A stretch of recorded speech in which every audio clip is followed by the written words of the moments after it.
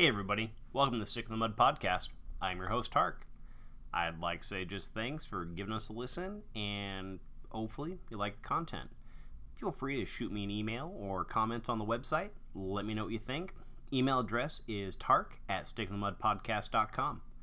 So, the Stick in the Mud podcast, I'm going for a once-a-week release. I used to guarantee Wednesdays, but at this point, with just how hectic life has been, I'm really just shooting for once a week. Notes for the show, if I have notes or if I'm just speaking off the cuff, you can find the website again, stickinthemudpodcast.com. I'm on iTunes, Google Play Music, YouTube, Twitch, also shooting to see if I can get hosted on Spotify, which, hey, one more platform is one more platform.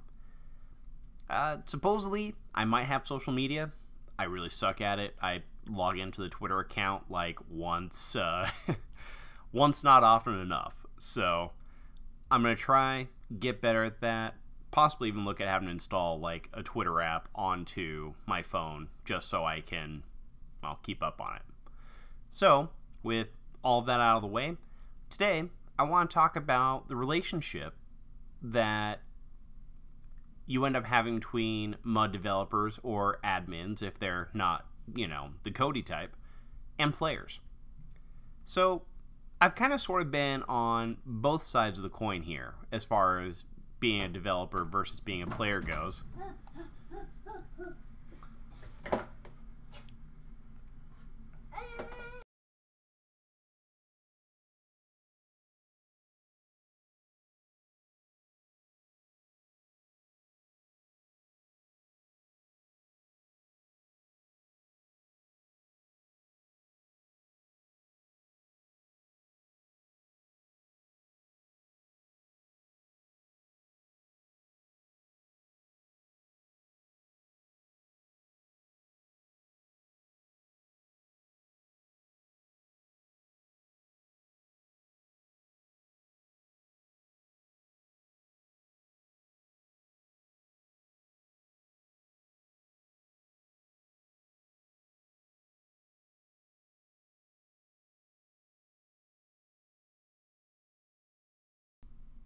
Sorry about that, YouTube and Twitch guys. The joys of getting the raw, uncut features here. Just, dealing with little kids and all that sort of fun jazz. And, of course, I've completely forgotten what I was talking about there. So, you'll get to see me rewind and go, okay, exactly where was my train of thought? Because, well, kids. So, let's see here. Stop recording. Listen to what I recorded.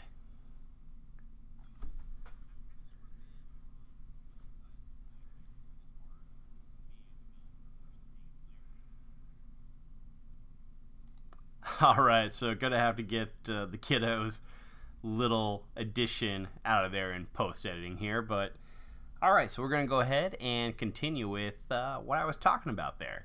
So you're getting to see how the sausage is made, and let me tell you, it's not a pretty process.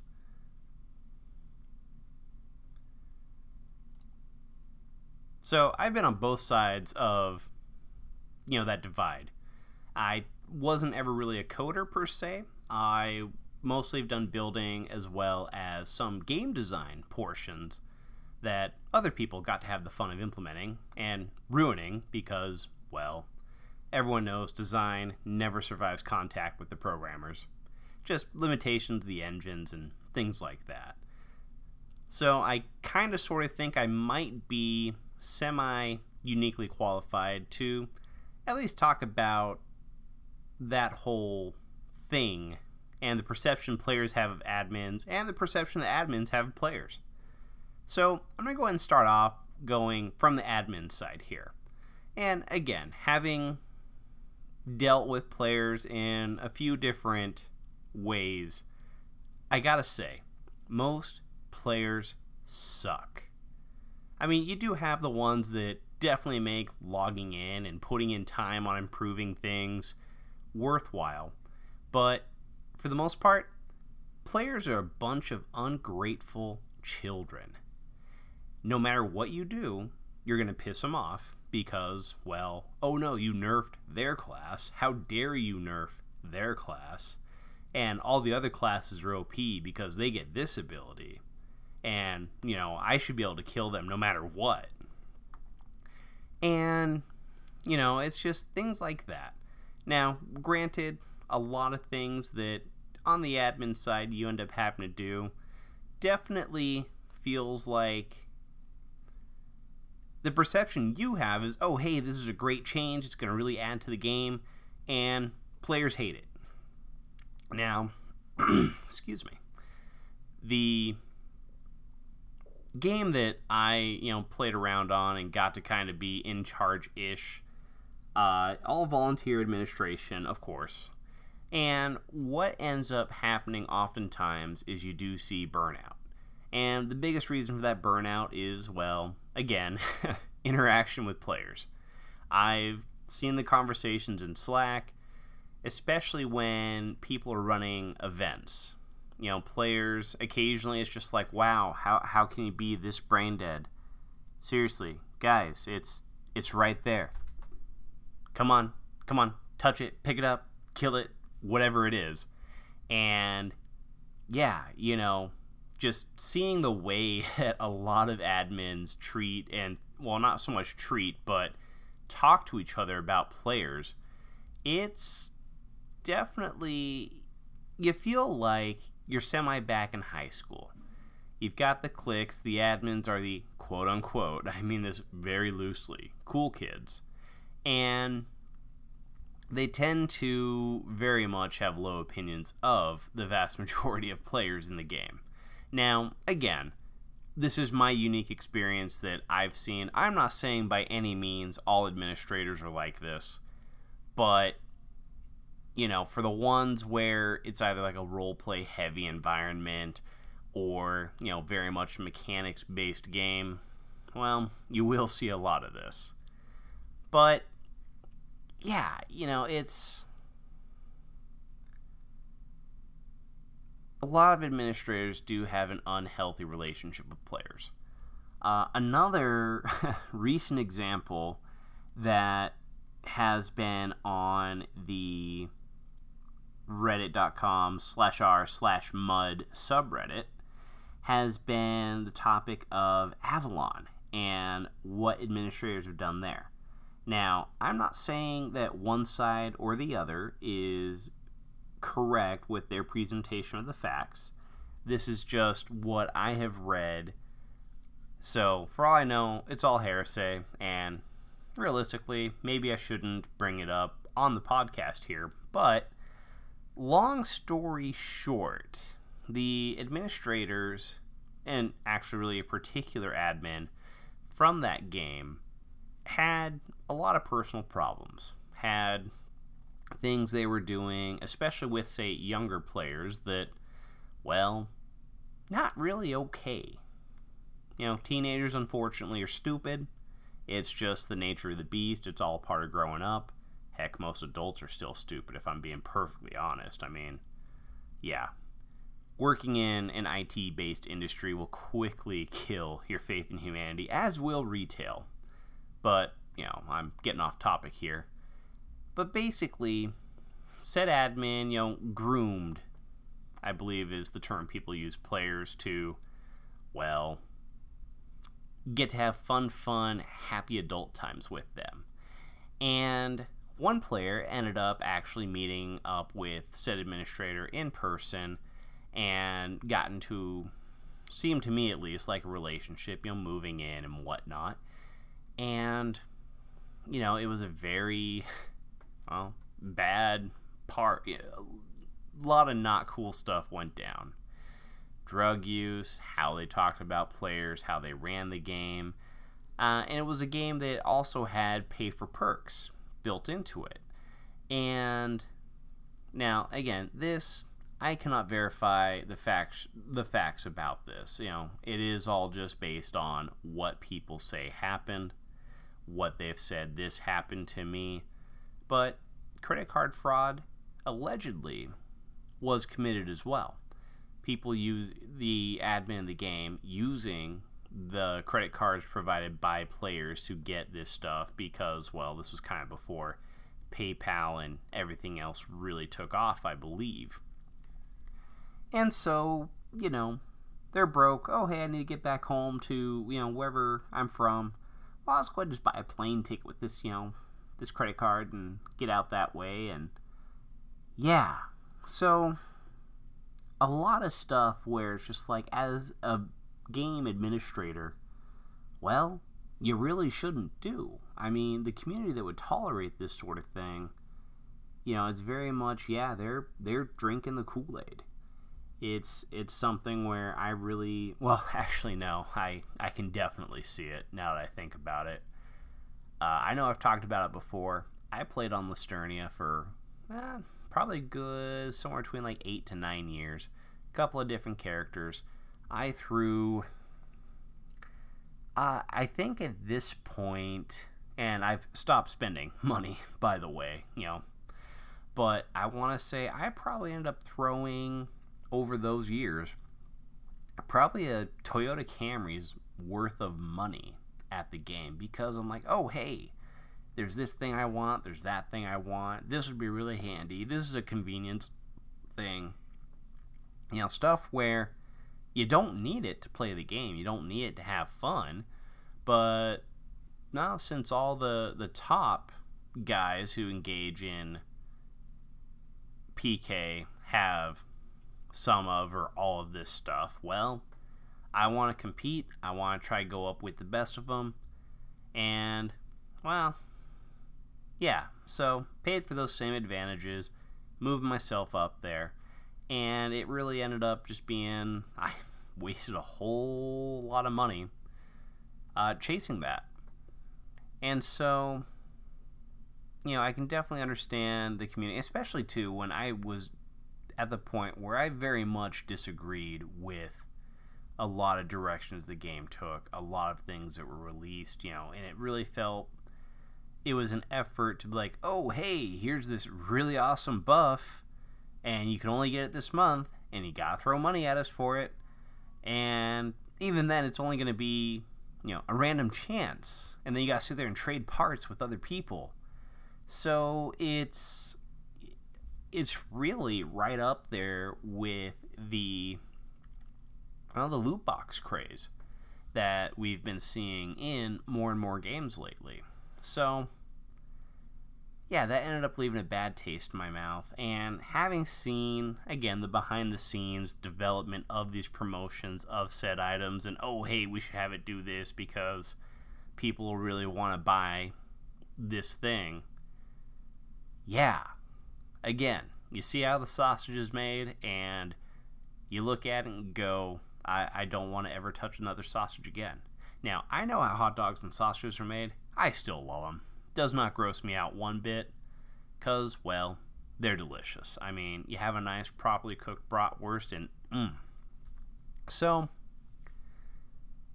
yeah, being an administrator, there is kind of this unwritten code of conduct I definitely do feel that admins should follow. The first one being, players are players. You shouldn't be showing any favoritism. It's like, yeah, cool, my best friend is playing on my game, awesome, but that doesn't mean you should be, max out their character. Here's all the most epic gear.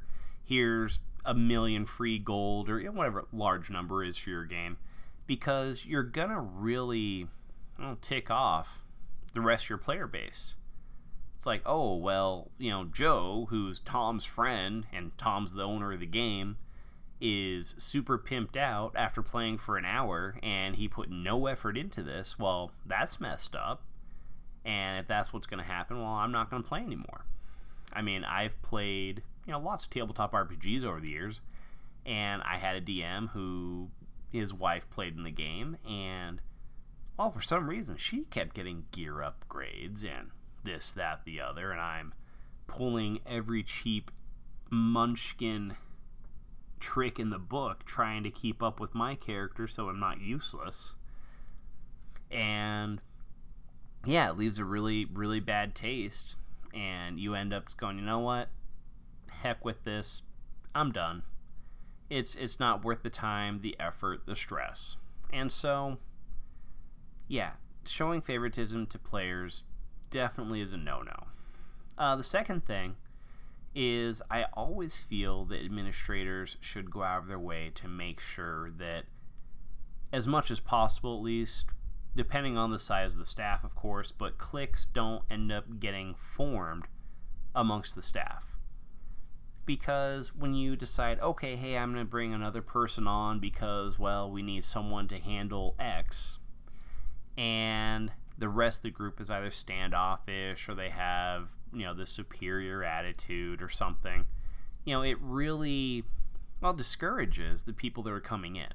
And it's like, well, since, they don't really like me, or I'm not getting much help when I've got questions, and it doesn't, it's just like having a bad work environment, in your real life. You're like, well, I really hate this, and it's miserable, and if I didn't have to buy things, pay for rent, like to eat food, I just would stop coming in because it's not an enjoyable experience. And since mudding is a hobby, and, well, administrating is a very thankless hobby, you should at least be able to depend on the other folks up there doing it with you to, be that support system and that whole, wow, these players were just absolutely awful today, and, just help you get over it, move on, maybe even develop that thick skin.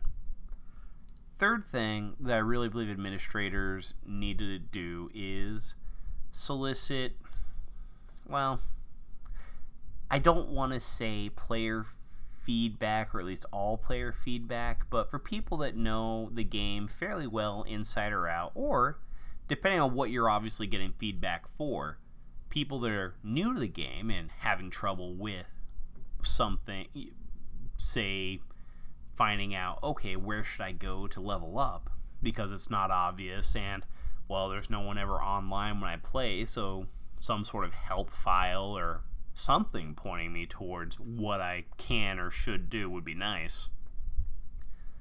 But listening to players is definitely an important thing that really all administrators should do, and this goes across, really any sort of game.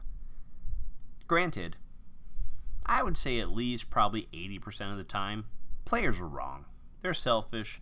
They want their particular thing to be the best in the game. Because, well, people are just like that. It's human nature. They want to be the best, and if they can do that by making sure no one else can even challenge them, hey, so much the better. Personally, I view that as a hollow victory, just because, well, if no one can challenge me, then, well, what's the point? Yeah, it makes it to where those accomplishments aren't really accomplishments. But for something where, the biggest thing for me typically is the new player experience. Games and game owners who just disregard what people are telling them about, hey, this game is really hard to break into because of X, Y, Z. And I want to see this game do well. I want there to be more people, but you're not going to get more people because you spend an hour in the tutorial or something and you still don't know heads from tails, and you're just super lost because it just drops you at some point. Well, that's important feedback. That's something that really ought to be listened to. Now, when you're getting opinions from the whole game on whether or not mages should be nerfed, or if bards need to be buffed because they can't do a single thing in combat, people are going to exaggerate. They're going to use tons and tons and tons of hyperbole because, well, if they present the case as being dire enough, then, well, admins might listen and make changes. They'll then unbalance the game, which they'll then have to go in, do another round of buffs, nerfs, and it's just a messy thing. So, listening to players within reason is something a game needs to do, and it does come down to administrators using their best judgment. Probably, in fourth, rules. Rules have to be in place. Everyone has to follow the rules. No exceptions. No, oh, well, they've been a long time player or so, and I'll just let them go ahead and slip by this one time. If you're going to have a set of rules and punishments, you really do have to enforce them no matter how much you like or dislike a player. Letting that personal bias control what it is you decide to enforce or not enforce is a fast way to drive away a good chunk of your player base. Because if I log in and game is, say consensual RP and player killing, and someone's character is like, yeah, okay, cool, yeah, no, we'll duel, or, we'll have this scene where we're super insulting to each other and we decide to solve it with swords. Well, if one person gets butthurt that they got beat when they didn't expect to get beat, and they'll go whining, oh, so-and-so killed me without my permission, and then it's he said, she said, and well, if you like one of them more than the other, and you decide to take their side, well, it's not a good thing. Not good for the overall health of your game. So, I think that's enough from the admin end. So, let's take a look at the player end and how they interact with administrators. So, first off, everyone knows administrators are stupid, they're short-sighted, they have no idea what they're doing with their game, and it seems like every single change they make is with the goal of just ruining what was a good game. They decided, oh, hey, you know what, mages need to do a little bit less damage with their spells, and to cast a little bit slower to bring them in line with everybody else. But that was the whole point of being a mage, is that they could do more damage, and, it was kind of overpowering with how much they could do, but, supposedly you might be able to kill them faster. But if you have this right combination of gear, this particular set of buffs, you get really hard to kill, and you're throwing out this huge amounts of damage. But that's how the game was, and that's why you made your character that class, or you made a brand new character once you realized that, hey, mages are the best in the game. And they went and ruined it. They took that 10, 50, 100, 500 hours of work that you put into your character, and now it's worthless. And they should give me something for ruining my character. But they won't, because they're jerks, and they suck. So, like I said, I've been on both sides of this, and it does seem like at times that, well, administrators are drooling, gibbering idiots that don't really seem to have an idea of how to make their game fun. Again, I played a lot of Listernia, and I had a lot of decisions made by the person who runs that game where, I disagreed strongly. Went to the forums, talking about it, going, this is horse plop, since I'm trying to keep this, as a E for everyone podcast, or at least like PG-13 maybe. But, and again, when I talked about, say, items that are being created for monthly promotions that provide this ridiculous advantage, or, in the case specifically of Listernia, they farmed a lot of cash if you wanted to change up how your character worked, class-wise or something, by implementing items that made it where, okay, cool, I don't have to trade in this thing I paid paid credits for, get 2/3 back, invest more money in.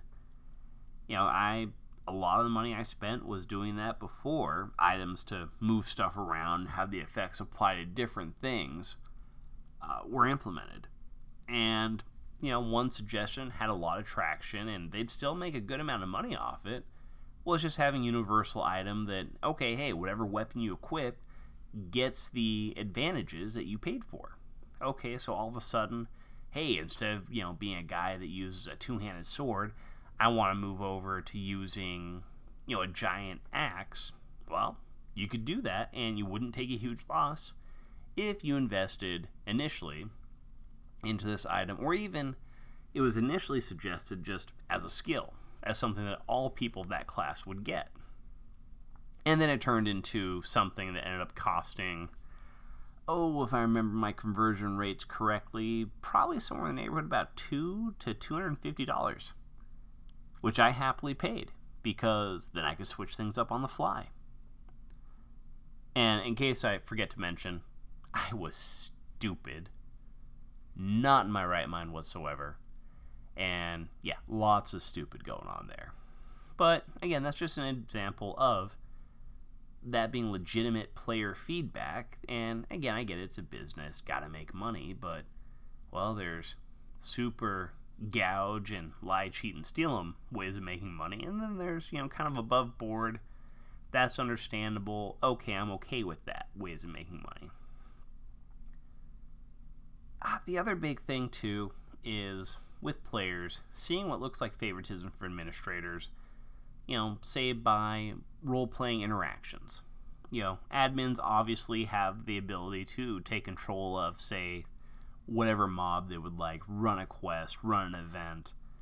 And something I experienced pretty often was you tended to have the same people over and over and over, players, not like NPCs, being the stars of said quests. And part of it being, okay, cool, they spent years developing their character, getting into a position of leadership. Okay, yeah, they get a say in what goes on and stuff, but they never... It's really hard for a new character, say, to break into that because, well, they just can't. And when the admin focus is on the leader of a community or, the really high-end players, well, it does make it pretty dang tough to not make it look like you're playing favorites. And something else I experienced too, and this really solely is just due to time zones, and okay, people don't want to run things when there's like 3 people online out of a player base of, say, 100. But, for anybody who wasn't, say, East Coast or something like that, well, you kind of got shafted as far as being able to make an impact on the world because you weren't online. You were still at work. You were having dinner. You were putting your kids to bed. So 9 o'clock Eastern is 6 o'clock your time, and you can't get in. And again, with something where it is an international audience, it is tough. It's really hard to coordinate and because if all your folks who run the game live in East Coast time, well, it's pretty hard to cater to the Australians or Europeans or something because I'm in bed when they're up and about, or I'm at work when they're home and it's the end of their day. So, and the other thing too with that interaction between players and admins is that, yeah, it's people are so quick to see favoritism when it doesn't exist, or trying to talk them to bending the rules for them because of whatever reason. Oh, I'm this long-time player, I've brought lots of people to the game, you really ought to let me slide on this one. Things like that. And, well, of course, you'll meet the admins will let you do it, and hey, more power to you if you can convince them. But I do have kind of that unofficial, would-be nice player code of conduct. First one, well, share the limelight. If it's a game where you do have events and quests and there's lots of people, doing stuff, you don't have to be the one that things revolve around every single time. Just, again, share that limelight. Try to make sure that everyone who is around gets that chance to stand out. Now, part of that is going to be design on the part of the administrators. Just like being a good dungeon master, you got to have that opportunity for everyone to shine. Now, it might not be every quest, oh, these 5 people managed to, since I tailored this kind of sort of towards them, and so they got to, be awesome and help save the day. Not really something like that. I mean, I'd have games where one person and something they could do and they could do well, and they made the difference. They're the ones that really had just kind of that, they're the star this session. But I always made sure, too, that I rotated that out. It's what you got to do to retain players and make the game fun for everybody. So yeah, rule 1, share the limelight. Rule 2, well, don't break the frickin' rules. Do what you're supposed to do. Don't abuse bugs, all that fun jazz. Because if you do sit there and break the rules, administrators should be punishing for that, warning, whatever it is they're doing. And yeah, if you try and talk them into letting you slide, again, it really just kind of gets that bad taste going for everybody else in the game. And rule 3, be understanding. Recognize that you don't see the overall plan, the whole, this is what we're going for, that the administrators do. While, yeah, it sucks that your class, your character, your whatever got nerfed, and it's not what you signed up for when you initially started playing that character, well, it might be for the betterment and the health of the game. If every single mage out there can kill every other class with 2 spells, well, pretty quick, everybody else is just going to roll a mage and have their 2 spells.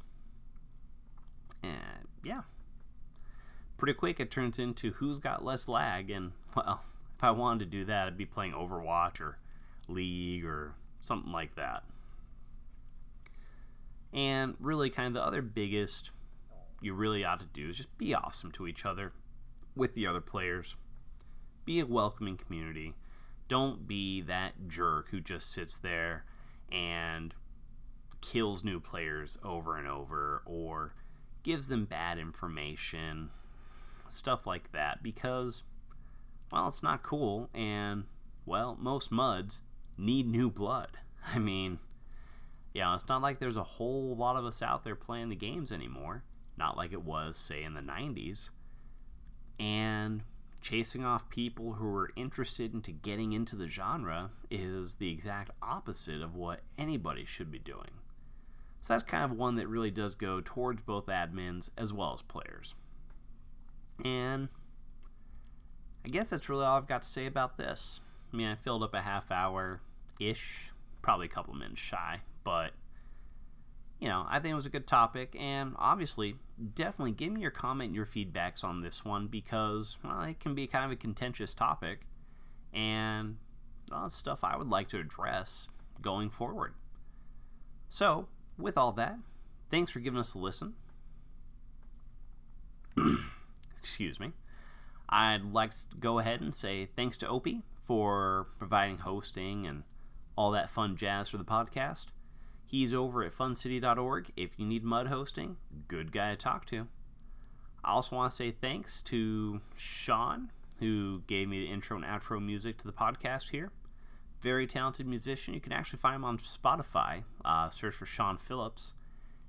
Very much a nice, kind of cool, easy listening sound, but he's got some good stuff going. Definitely recommend giving it a listen. And with that, that's the end of the show. So have fun, go out there, and just be awesome to each other.